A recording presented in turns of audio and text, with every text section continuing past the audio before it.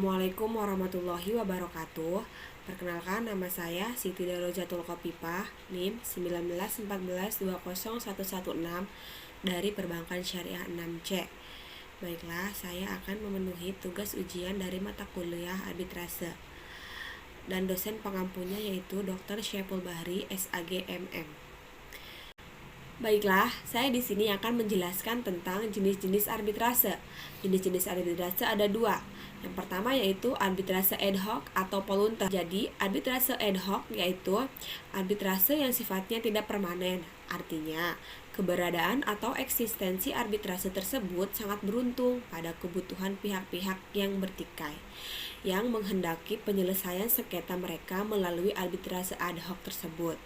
Pada prinsipnya, arbitrase ad hoc tidak terikat dan salah satu lembaga arbitrase yaitu arbitrase institusional. Arbitrase institusional yang melembaga yang didirikan dan melekat pada suatu badan atau body atau melembaga atau institution tertentu. Sifatnya permanen dan sengaja dibentuk guna menyelesaikan sengketa yang terjadi sebagai akibat pelaksanaan perjanjian. Arbitrase institusional ini secara garis besar dapat dibedakan menjadi 4 bagian, yaitu yang pertama yaitu sengaja didirikan.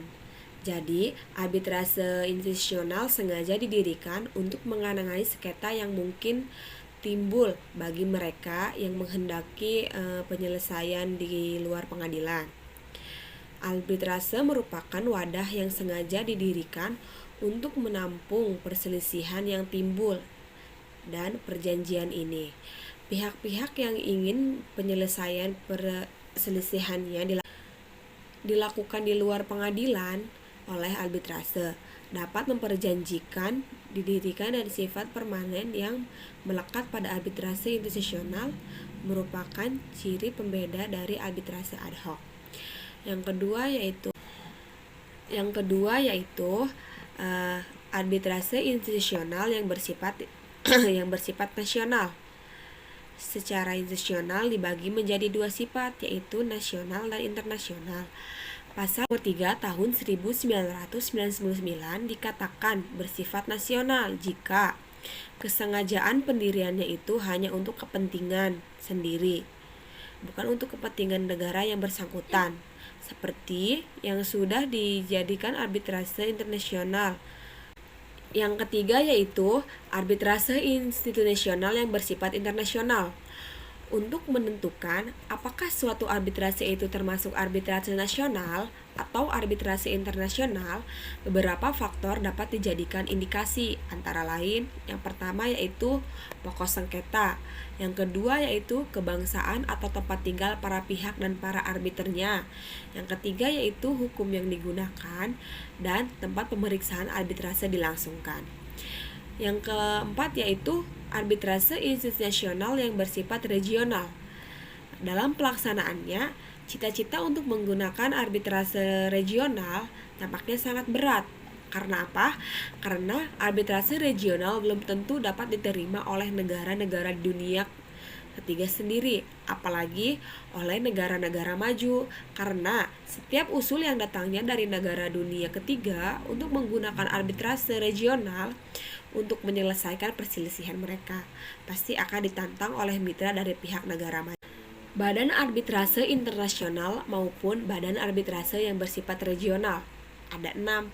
Yang pertama yaitu International Chamber of Commerce atau ICC.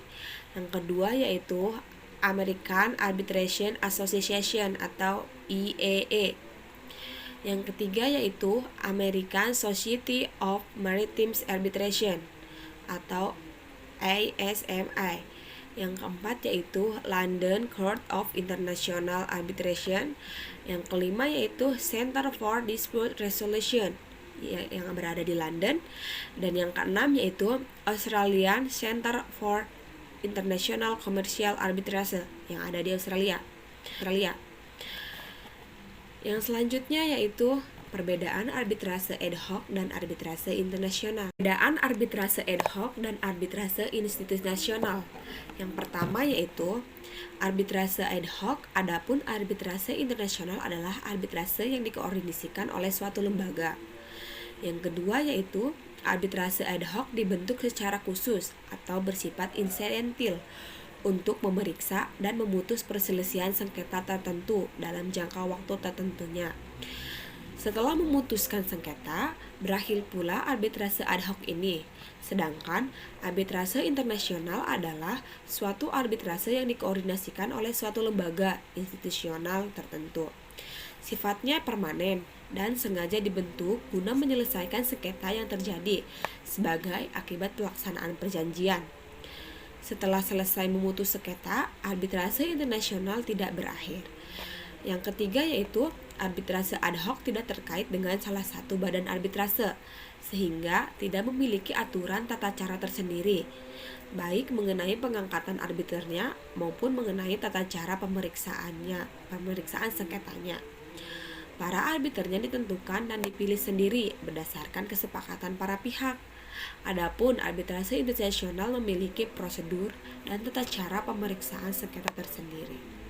Arbiternya, jika para pihak tidak memilih sendiri, dapat ditentukan dan diangkat oleh lembaga arbitrase internasional. Baiklah, mungkin hanya itu yang bisa saya sampaikan. Kurang dan lebihnya mohon maaf. Wabillahi taufiq wal hidayah. Wassalamualaikum warahmatullahi wabarakatuh.